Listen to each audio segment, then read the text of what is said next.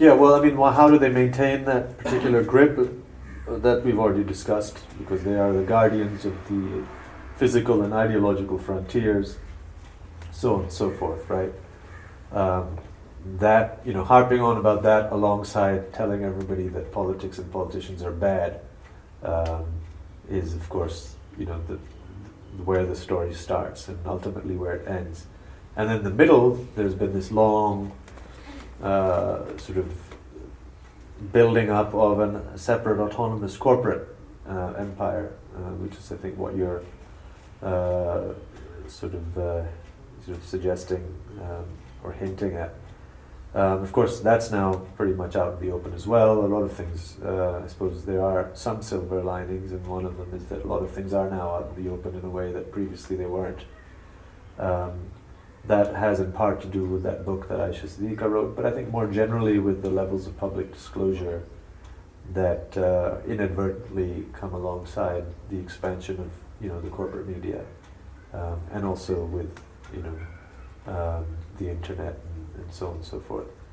So this is all out there. Everybody knows about it. Everybody knows about Beria Town, and everybody knows about all of these plot allotments, and everybody knows about the Fauji fertilizers and foundations and Askari trusts and so on and so forth. But whether or not anything can actually be done to redress that immense corporate power is, of course, again, is a political question, and it will be determined by or decided by the extent to which there is any organized countervailing power that can force them to back down and force, or demand oversight of their corporate initiatives, or demand that these initiatives stop being funded directly or indirectly by state money. Their claims are, of course, total hogwash. It's, all objective analyses confirm that they are inefficient, that they are able to garner whatever control of the economy they do, not because they do it free and fair. I mean, I'm hardly someone who would eulogize the market, but there's no question of military companies being able to operate efficiently on the market if they were to compete with others. They don't compete with anyone. They basically have monopoly rights in many sectors, and they maintain those monopoly rights because either they're directly in power themselves, and generals in power give contracts to generals in these XYZ companies, or historically mainstream parties have avoided antagonizing the military and said, okay, look, we acknowledge that you have these interests, and we will continue to facilitate those interests.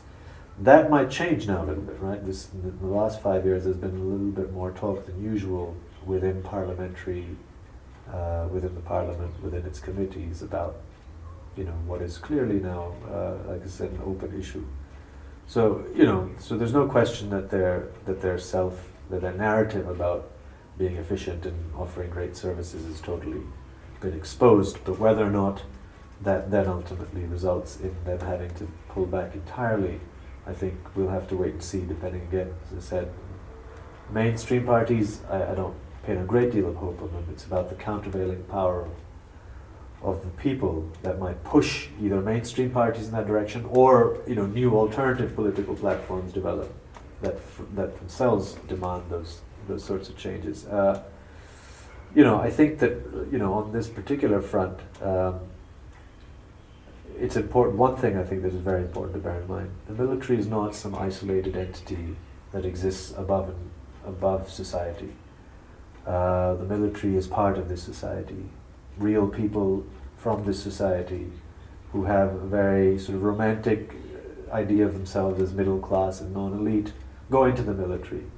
So this is a social phenomenon as much as it is about a particular, powerful interest group. It's about the extent to which, those real interests of ordinary people who are tied to the military, either as employees within the institution or employees of these companies, or as beneficiaries of a particular housing scheme, whatever they may be, that's important to bear in mind. That complexifies the issue greatly. So it's no longer can be viewed so simply as something, okay, the people are on one side and the military is on the other, and we just have to develop enough, of a consensus to force the military back. No, there's a lot of people in the military who are tied to the military's corporate interests. So that is something I think also that has to be thought about carefully. And of course this is a long-term thing, because the military is always recruited from certain parts, particularly of Punjab, and that has meant that it has always maintained and retained a support base in those regions. So these are all real issues. There's a sociological element to all of this that I think cannot be understated. Otherwise, we're going to miss the boat.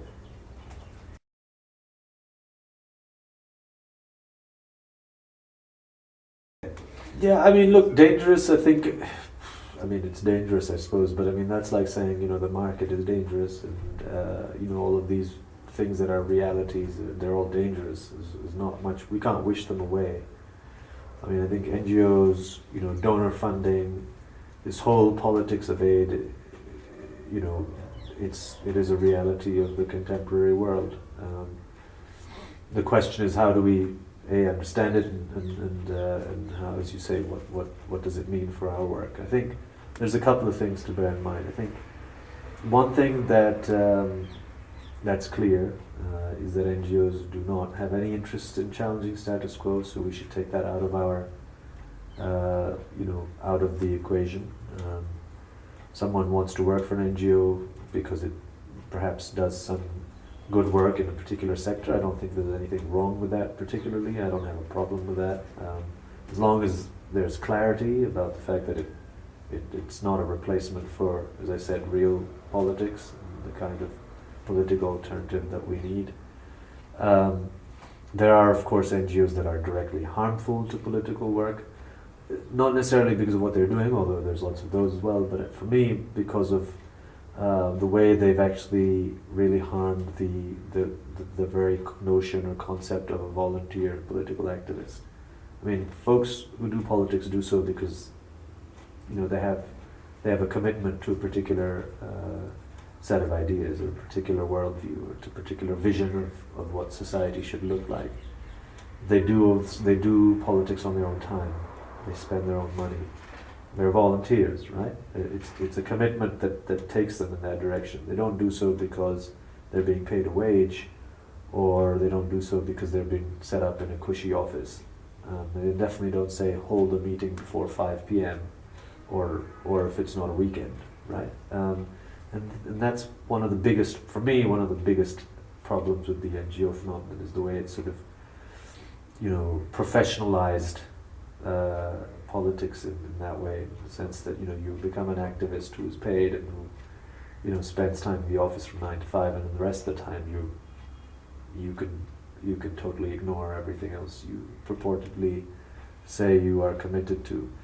So that for me is the most destructive aspect, or most difficult aspect. It makes it difficult for us to attract young people when they have the opportunity of sort of placating their conscience a little bit while working and earning good money. And that, on the other hand, we don't offer them anything. We just offer them a lot of, spending their own money, spending their own time, and not having a lot to show for it at the end of the day, because most of the work that we do doesn't come with instant gratification or results on a day in, day out basis. These are long-term processes of change and transformation that we're talking about. So, it's real. We can't ignore it. We can't deny it. I think we have to. There are possibilities, of course, on some things where we do from time to time, and we do share interests and share platforms with NGOs because they may be saying something that we are also saying. There's nothing. There's no shame in that per se. But I think, having a political identity which is very distinct from NGOs, I think it's something that people need to put a premium on. I think it's important to say, okay, look, NGOs are not a replacement for politics, just like you cannot build schools because the state's not building them. You have to compel the state to do its job. There's obviously, the NGOs are often, consciously or unconsciously are reinforcing neoliberal ideas as well. So, you know, there's lots of things for us to think about and to bear in mind. Um, but, you know, we have limited energies, and we can't spend our energies fighting NGOs. We just have to be careful about the challenges that, you know, that we are confronted with, and try and convince the people who come into our parties and organizations that that, you know, there is no replacement for this kind of work. They can be part of NGO initiatives. I don't think that those are mutually exclusive. But if they want substantive change, then they're going to have to do this.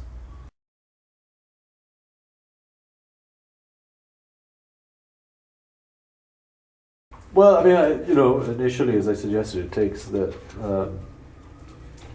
require ordinary people to be organized and to have the capacity to challenge these incumbent structures. Now, organization is in the last 15 to 20 years has become sort of a bad word, right? Even for people who ostensibly want to challenge status quo, and you know, organization, particularly amongst progressives or people on the left of the political spectrum, is all too easily conflated with the failed experiments of 20th century, you know, organized efforts to challenge or to set up alternative systems. And I think that's overplayed a little bit. It has a lot to do with kind of mainstream academic discourse in the Western world and so on. And the reality is, in a country like this, you know, unless there is an organized political party, not a mainstream party, because the mainstream parties have historically demonstrated no interest in really challenging status quo. They may be inching forward over time, and of course we are amongst those folks who consistently argue for this very democratic process with all of its innumerable flaws to remain intact. So that represents, you know, at least in principle, a process that we want to see continuing.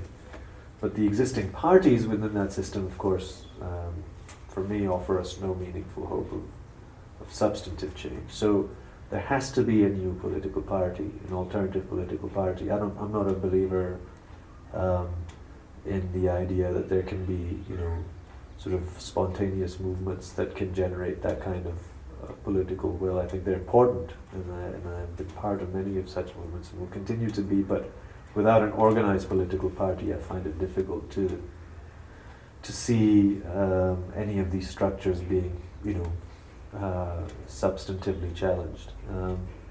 So, you know, there have been many such parties, of course, throughout Pakistan's history. They haven't been necessarily open, popular parties because of the way in which Pakistan was such a frontline state during the Cold War. Still a frontline state during the war on terror, as it turns out. But there is now greater space to say, okay, you know, we are a party on the left, and we want to, you know, really change the system. And so over the last few years, there's been, you know, renewed impetus because there's been a new generation of young people with no real link to the Cold War left that have sort of become rather impatient with the fact that people don't seem to be moving on from all of those labels. So that, you know, in some way, shape, form, directly, indirectly, has precipitated this formation of this new party, which has sort of brought together elements of the left, which, you know, perhaps 5 or 10 years ago would have been impossible to conceive of them sitting together even. There's no guarantee that this will be a successful experiment. It's just an experiment after all. But I mean, there is at least a sense that, you know, a lot of people who have an interest, who have an inclination, now at least have somewhere to turn to. But it's still going to be a long and hard grind because, you know, the Imran Khan experience is instructive because, you know, presumably Imran Khan generated or, you know, inspired interests amongst many young people. But a lot of the folks who became involved with Imran Khan were actually neither ready nor willing actually to do the hard work. I mean, you know, building a political party is not a joke. unless of course it's supported by the ISI, in which case it can happen overnight. But if you want to build an organic political party, it means doing a lot of hard work, and going out and spending a lot of time and doing a lot of thankless stuff. So that's for me is the only real option if we want substantive change. That's not to say that folks who are not directly active in political parties cannot be part of processes of social change. They can be. Someone can be a writer, someone can be an artist, someone can be, those are folks who are contributing in their own way and sort of in the long run. But in the political realm, there is no alternative to a political party, and only a political party can sort of take on the system directly. And ideally, a political party on the left would be linked to all of these other non-political, so to speak, non-political constituencies anyways, writers, artists, journalists, so on and so forth.